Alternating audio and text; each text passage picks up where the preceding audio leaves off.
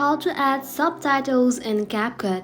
Hello everybody and welcome back to our channel. So let's get started without any further ado. For that, you want to go ahead and simply open the CapCut application in your mobile device.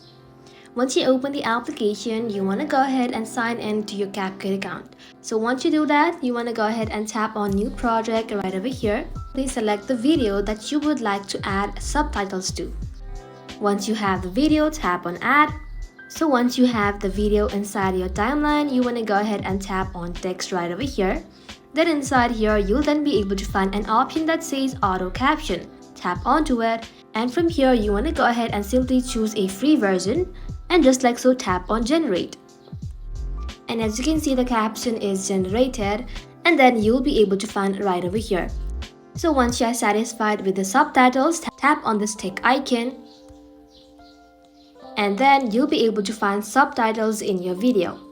And that is simply how to add subtitles in CapCut. That's how you do it, guys. Thank you all for watching the video till the very end, and stay tuned until our next upload.